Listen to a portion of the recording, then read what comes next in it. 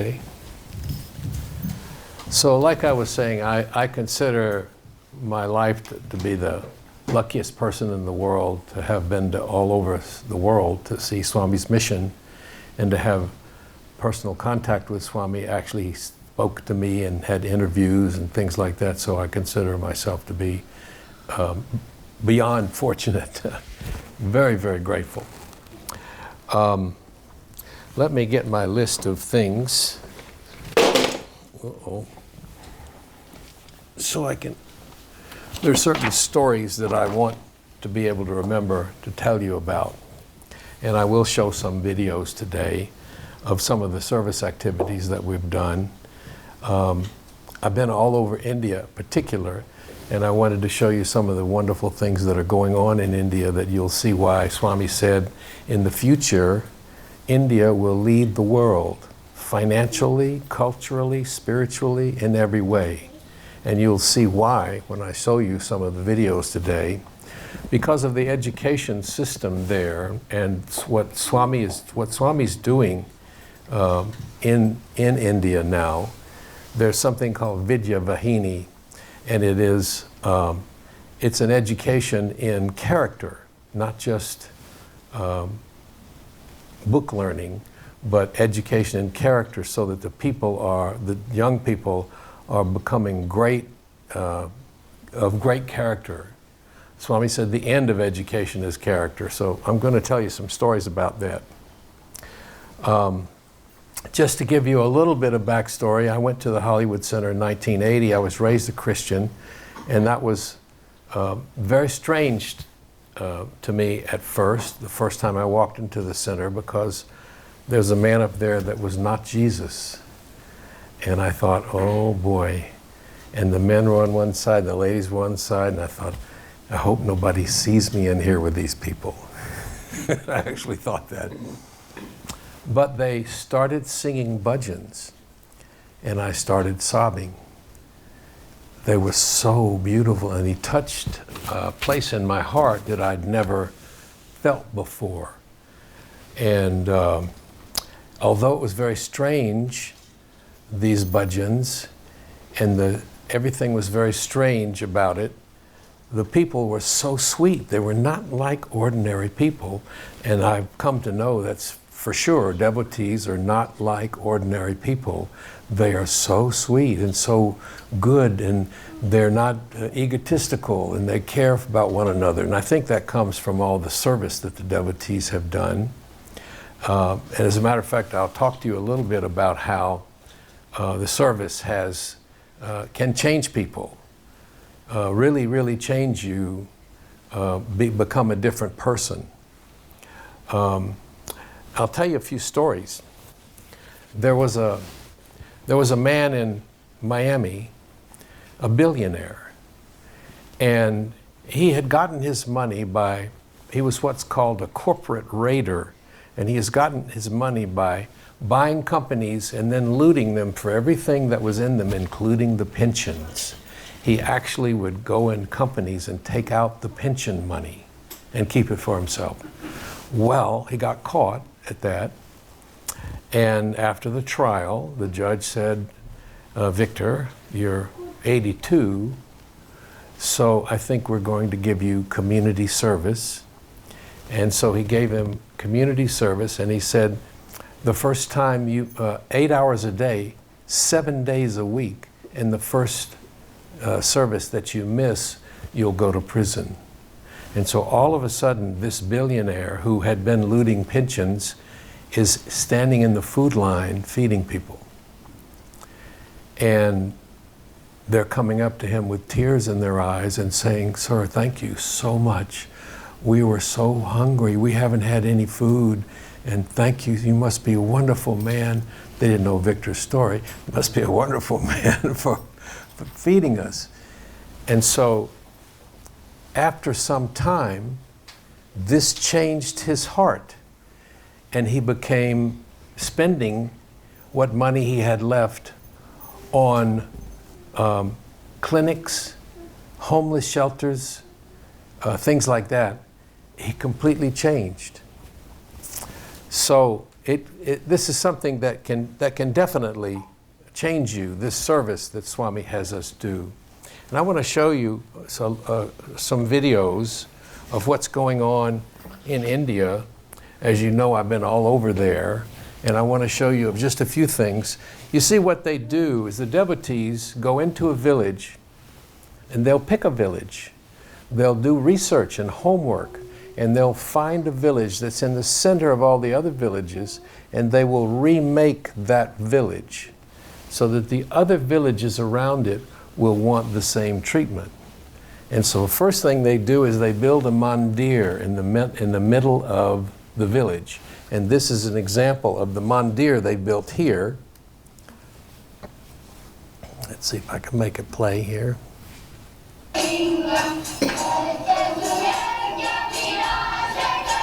And they teach the children to sing bhajans.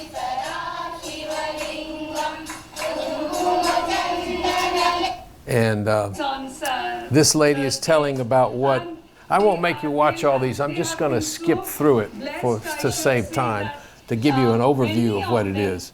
But one of the things they do is before they have a mandir, this is another village. Before they have a mandir, they put up a tent like this, and they'll do it outside even. And eventually they'll build a mandir here. And they have educational classes for the kids.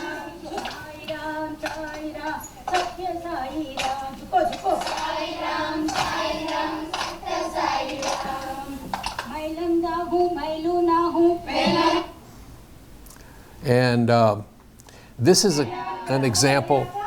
This is in Sikkim, in the northernmost part of India. They even look Nepalese because they're so close to Nepal.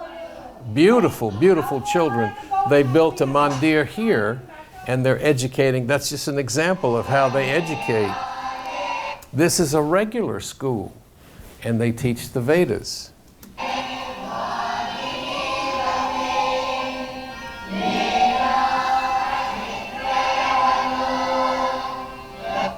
So this is an example in every town, in every city, you see this kind of thing in India. And here, this is an example of, they take girls out of the villages and they have vocational training. They teach them to be nurses and teach them sewing and how to make things.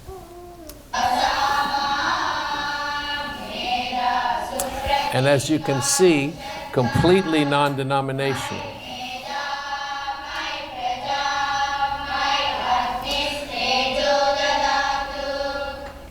I saw this all over India.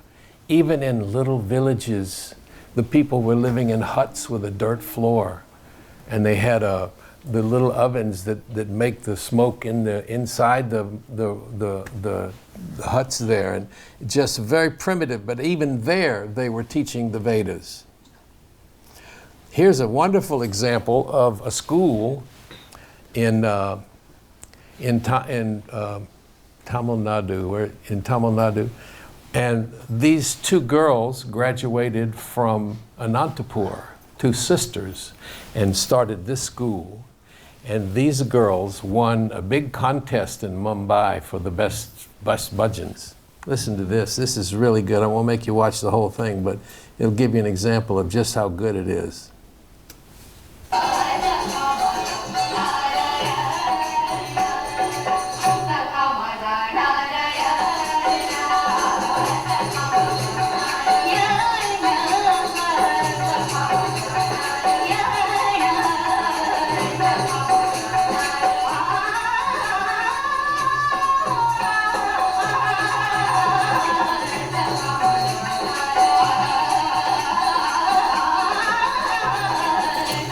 No attention to caste, no attention to anything other than love for one another.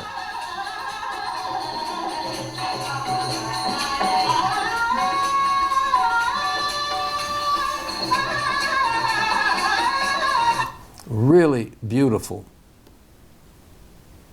Now, this particular place, this is in Visakhapatnam. That's my school. Is that your home? That's I've my got school, actually. I went there. Okay, I've got another story to tell about Vishakhapatnam. You know, the boys of Vishakhapatnam had asked Swami, what kind of service should we do? And Swami said, good question, let me tell you. When you see something that hurts you to see it, do that service. And so you're going to see, I'm going to show you a short 4-minute film of what the boys in Vishakhapatnam do.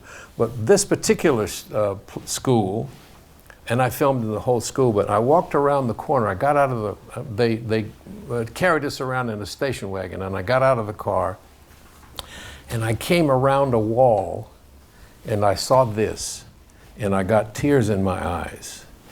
Look at all of these children.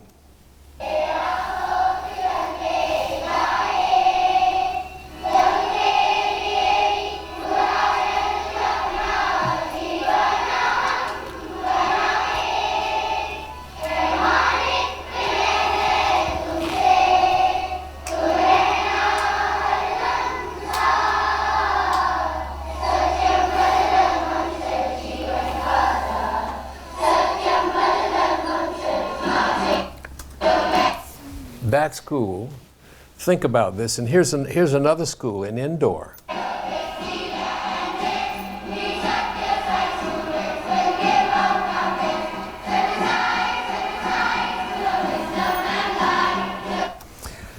These children will be mothers and fathers. That's what will change India. They're all getting a Sai education, because what Swami has done is he's implementing this, and the government is all on board with it. They don't change their religion. They don't force them to do anything different other than be good. And they teach them to love being good. And so all of these beautiful children will grow up to be mothers and fathers in India. And their children will grow up to be mothers and fathers. And so this is how Swami is changing India. This was something really beautiful, because this was an arati to Mother Ganga that they do every night. And you'll see something that's particularly interesting about it, because as they're doing the arati to Mother Ganga,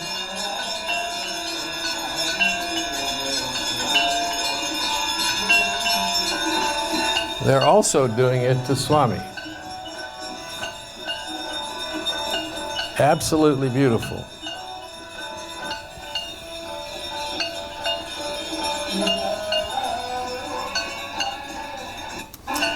And so, since we have a Vishakhapatnam student here tonight, I want to show you what some of the other students in Vishakhapatnam are doing. This is really wonderful.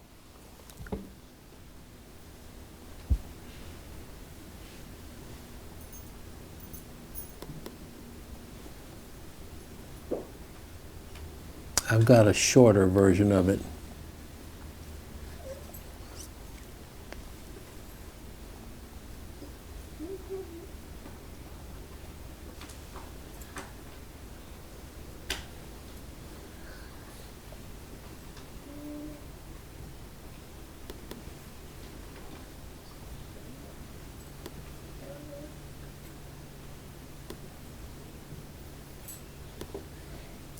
So the first thing they do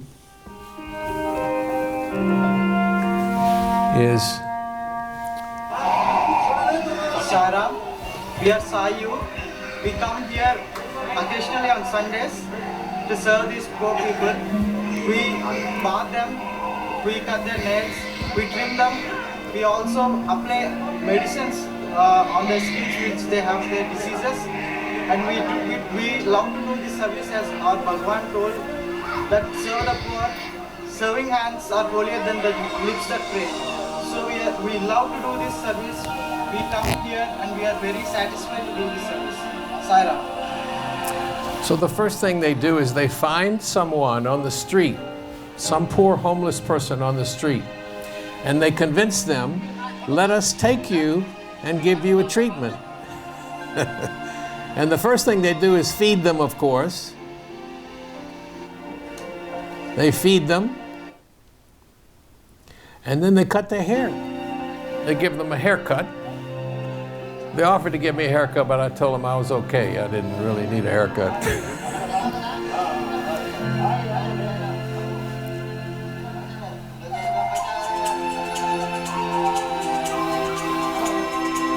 And after they trim them up, they give them a trim, and then they give them a bath.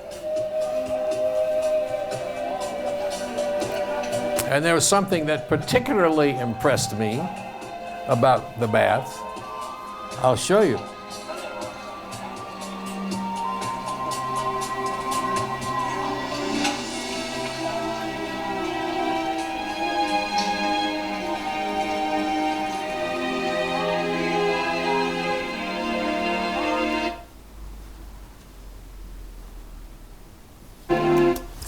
Warm water.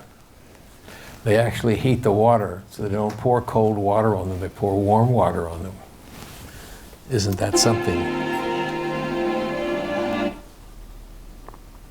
And they cut their nails, they put medicine on their sores. They have a wardrobe, they can pick what they like, have new clothes.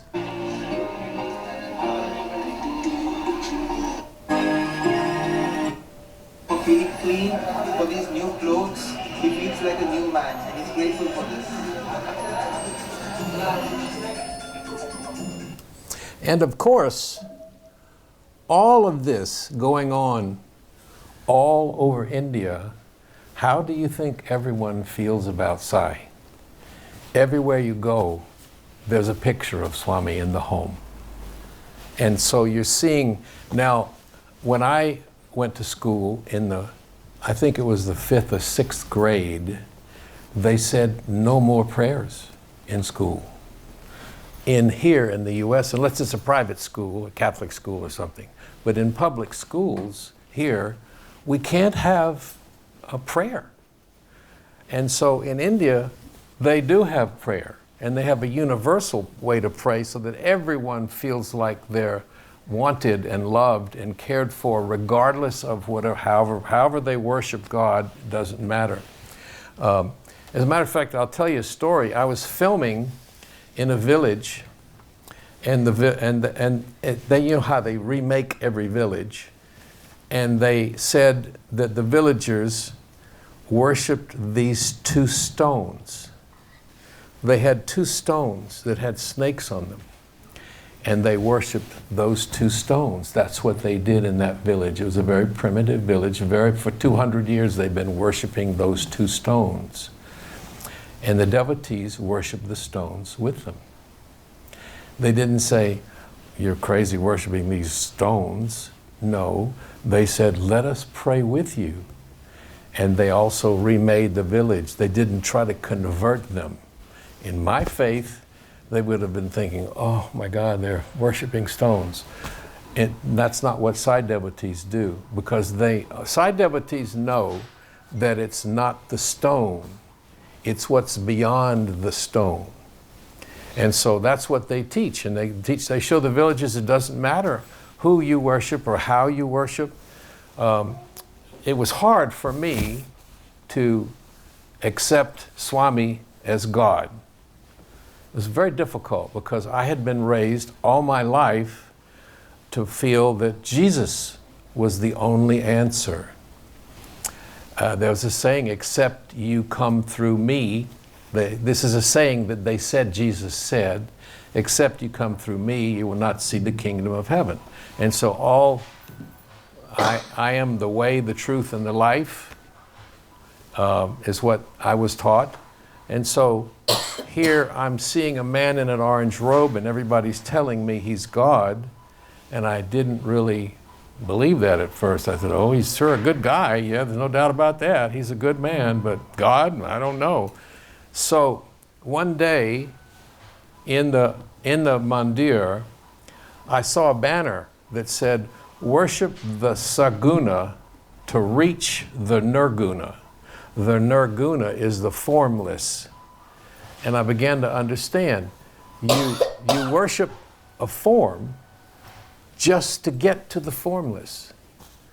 That Swami's, and another example of Swami's body, you know, his body is gone, but we know Swami's not gone.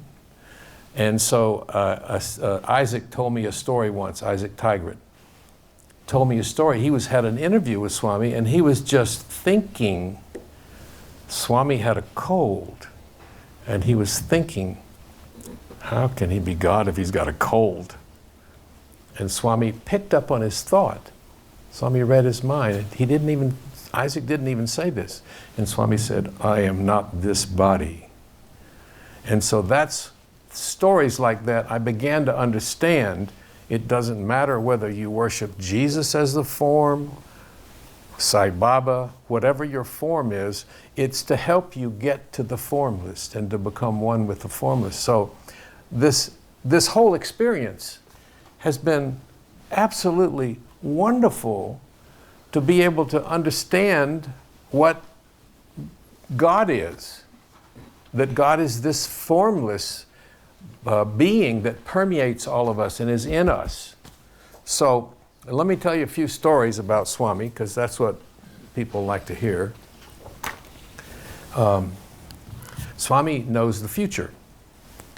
And one of the stories that I have is Swami was walking along in Darshan one day, and as he went by a group of people from Panama, and he pointed at a fellow and said, President of Panama. And no one knew what he was talking about, because this fellow was an ordinary fellow like you and me. And they said, Swami made a mistake. That's not the president of Panama, right? And they made fun of this guy in the ashram. They kept calling him Mr. President and joking around with him and everything. Mr. President, oh, Swami thinks you're the president, okay. Well, it just so happened that this guy went back to Panama and ran for some city councilman type position. And he was such a good servant, serving people, and everyone liked him that he got into the Congress or the Parliament, whatever kind of government they have there. And got higher. And before you know it, everyone loved him so much because he was such a good, kind, loving person and so helpful and doing so much service that he became president of Panama.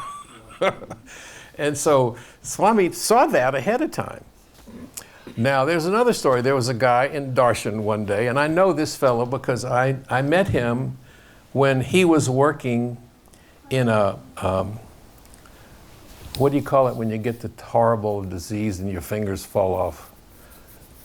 Leprosy. We were in a leprosy, I was filming a leprosy camp. Horrible. The people were missing fingers and arms and everything, and the leprosy had ruined them. And he was there working. And he told me this story, that Swami would come to he was on the bus with a young fellow one day, and he had a book with a picture of Swami on it. And the guy says, yeah, I know that guy. You know Swami? He says, yes, he comes to our coffee shop. So what are you talking about? No, this man's in India. He says, I know who it is. It's Sai Baba. Yeah, he comes to our coffee shop. He was telling him, I know who's Sai Baba. We talk to him all the time. He comes to our coffee shop. And Rajesh could hardly believe it. That was one story he told me, but another one said, Rajesh said that he was sitting in the darshan line, and Swami walked by and stopped and said, Rajesh, look, there were a lot of little girls over, a big line of little girls over there. And Swami said, Rajesh, look at those twin girls. And there was two cute little twin girls sitting in the line over there. And then he walked on, and he couldn't figure, what did Swami tell me about the two little girls for? What's that about? Later, he had twin girls. And he remembered that Swami had told him, look at those twin girls, that Swami knew he was going to have twin girls. So there are a lot of stories like this. Would you like to know a couple of stories about karma? some really good stories about karma. You know, karma is the result of your actions. Whatever your actions are, you're going to get what's coming to you. And this is a story, and if I tell it wrong, please correct me. There was a man that was very near to Swami. Swami spoke to him every day. He sat on the veranda, and Swami spoke to him every day. And one day he called him in for an interview, and he said, next year you're going to go blind. And that's all he said. Next year you're going to go blind. And so that, sure enough, the next year he went blind. And Swami called him in and said, it's best for you to go to Delhi and stay with your family. And the man said, Swami, I don't care if I'm blind. I just want to be here with you. And Swami said, it would be better if you went to your family. And against his own wishes, he went to he said, Swami, I'll stay here. I don't mind being blind. As long as I'm here with you, I'm okay. But Swami said, it's best if you go home and you go back to Delhi and live with your family. And he did. He went back to Delhi. And he was miserable. He was so unhappy, away from Swami and blind, living with his family in Delhi. And so after a while, he sent a message to Swami, I don't think I can stand it here. Can I come back to Puja Party? I'm okay being blind you don't even have to cure me, just let me come back to be near you. And Swami said, it would be better if you stayed there. And so he stayed in Delhi, miserable. Finally, every year he used to ask Swami, can I come back now? I'll do anything. I'll come back. I won't be any trouble. I just want to be near you, Swami. Swami said, it would be better if you're there in Delhi. After 3 years, Swami sent for him and said, you should come to Puja Party now. And he did. And Swami called him in for an interview and healed him so that he could see again. And he said, Swami, I can see now. Why? Swami said, you had some karma. And you were so unhappy while you were gone that you burned it up. And now I can cure you. And so for me, this is like really a good story, because this is something, tough times that we're living through, it's all coming back to us. Whatever we've done, will come back to us one way or another. Maybe next life, whatever. And there's another story about an American lady that was in a wheelchair. And they wheeled her up, and they called her family in for an interview. And Swami called the family in and said, no, you stay here, and left her outside the door. Called the family in for an interview and left the wife in a wheelchair outside the door, so that everybody could see that she did not get called in. The family did, but the Swami didn't want to see her and left her outside. She was so miserable and so embarrassed that when Swami came out, he healed her, said, get up. And she stood and could walk. And she said, Swami. And Swami said, you were so unhappy out here, you burned the rest of your karma up. And so he healed her. So this is enough to make you want to be good? It certainly is for me, to knowing that whatever it is that you've done is going to come back to you. So you want to try to be good. Let's see here.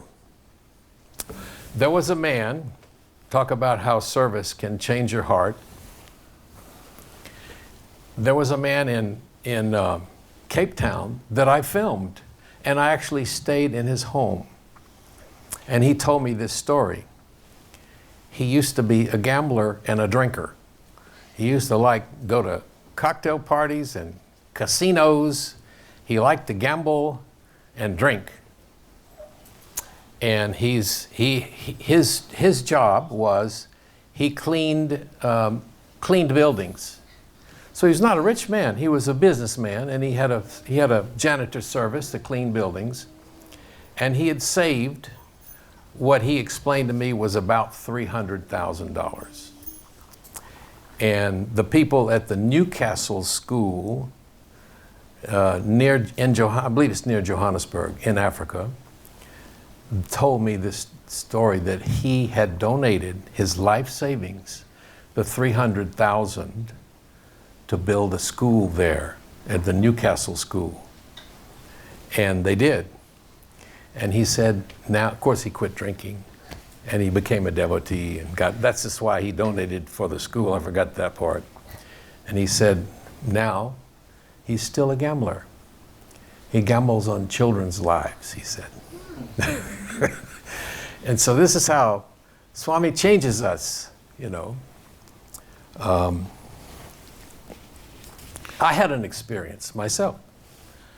And I love to tell this story because it was so profound. A guy walked up to me in a gas station in Van Nuys with 3 or 4 corroded batteries in his hand. And he said, "You want to buy a battery?" And I looked at him and I said, "Are you hungry?" He said, "Man, I hadn't had anything to eat in 3 days. I got out of prison and you know, they gave me $100 and I spent it and I'm broke. I ain't got no money. I'm really hungry." And so I looked around. I could see across the street was a Mexican place, fast food Mexican place. I said, "You go over there, and as soon as I finish pumping the gas, I'm going to come over there and get you something." And I saw him walking across the street, looking back at me like, "Are you really going to come?" You know. And I'm finished pumping the gas, and I walked over there, and I went into the fast food place with him, and we got some burritos or whatever he wanted, you know, and a Coke. And he came out, and he sat down on the curb, and I sat down on the curb next to him. And he started crying. And I started crying. Because Derek, and I remember his name, because Derek touched my heart.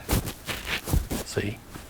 When you do, you cannot do that without it changing you, you know. That's what Swami loves more than anything. It's not just donating, writing a big check, making yourself feel good because you donated, you know. I gave him a bunch of money so they can ship out that stuff. That's not what Swami wants. He wants you to have that one-on-one so you can feel that his love flow through you. And I've felt that a few times. One morning I got up in Puttaparthi, and I said to Swami, "Swami, I'd like to feel your love. I'd really feel your love." And so that day I was supposed to film in a little village near Puttaparthi, and I went there, and all the students had organized this poor feeding. And they fed, they made an altar, they cleaned up the village, they did all these wonderful things, right? And afterwards I got into the car to leave, and these little children surrounded the car, and they were looking at me with so much love. So they would say Sai Ram, and I'd say Sai Ram back to them, and they get all excited and look at me and say Sai Ram, and I look back at them and I'd say Sai Ram. I felt the love that Swami, that can flow through you when you do that kind of service, you know. So I've got a story about a miracle, 2 miracles. You've all heard of Dr. Upadhyaya. He's a famous ophthalmologist in London. And I filmed him in Africa many times, all over India. I filmed him in Russia, filmed him in South America, and he told me this story that he had gone, I believe it was in Costa Rica, someplace like that, way up in the mountains, and they were doing, he's done over 10,000 free cataract operations in these medical villages. And he had come to this far place up in the mountains, and he had done some cataract operations, and this man and his daughter walked in, and the girl had an eye missing. She was 6 or 7 or 8 or something like that, and she had an eye missing. One of her eyes was missing. And the father asked him, can you help her? Can you give her a glass eye? And he said, oh, you know, she's a child. You have to have a certain size eye. And I didn't think about it. I didn't bring any false eyes with me. I've been doing cataract operations.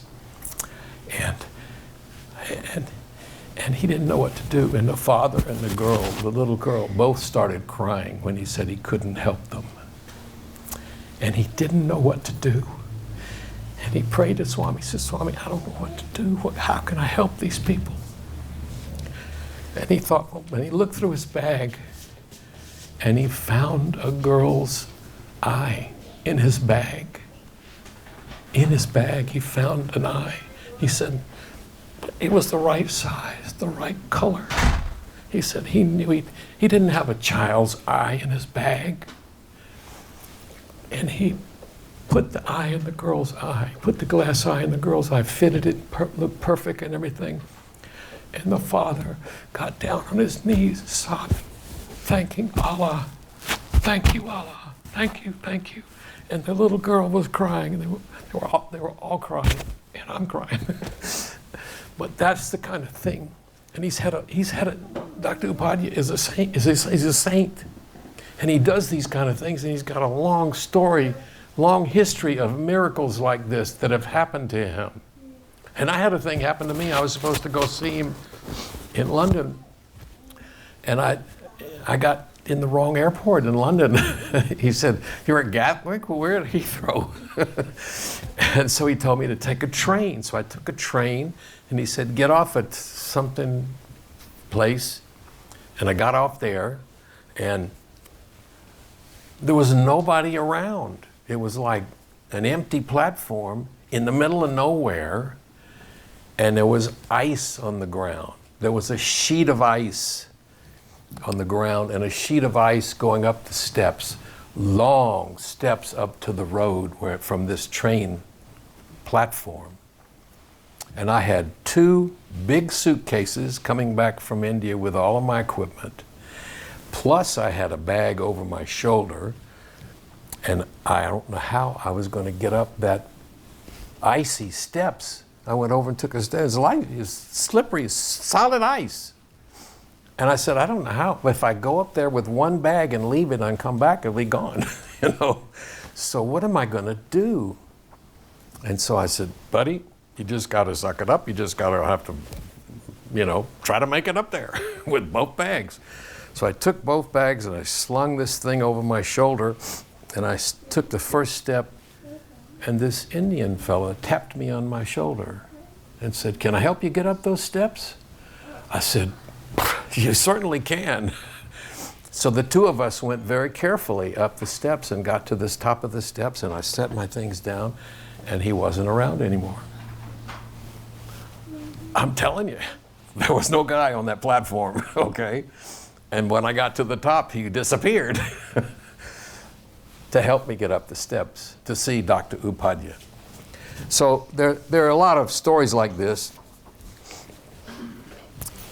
I think I've about used my time up here. A couple of things with Swami. There was Swami once, I was leaving to go to Africa to do some filming. And I had given Swami a letter, and he came over and looked at me like very strangely. And he looked at me, and there was a look in his eye like it was the universe looking at me. I don't know how to describe it any other way than that. He looked at me very, very differently, like God was looking at me. And then he took the letter and went on. When I went to Africa, I was gone in 30 days in Africa, and I came back to Los Angeles. When the plane touched down in Los Angeles, my brother called and said, I picked up the phone as the plane is taxiing in, and said, your father died. And what Swami had done, if I had been in Africa and my father died, I wouldn't have been able to come to the funeral. Swami delayed his death until I got home from that long trip. But he looked at me, he knew my future, he knew my father was dying. And I didn't even know my father was in that bad a shape, but he was dying. They told me he'd been in the hospital the whole time, and he finally died the moment that I landed. And so I was able to go back to the funeral. So Swami knows all these wonderful, wonderful, he knows our future, he knows everything about us. We are in his hands in everything that we do. We don't need to worry about anything except be good. But you know, anyway, those are my stories. We could sit here and I could talk to you for probably 3 or 4 days telling you all the stories, things that have happened to me in so many places. But we have a meeting today and we need to finish the bhajans. So I'll stop for now and we'll do this some more sometime, okay? Anybody have any questions? Nope. Okay. We'll close. Thank you all very much. Sai Ram.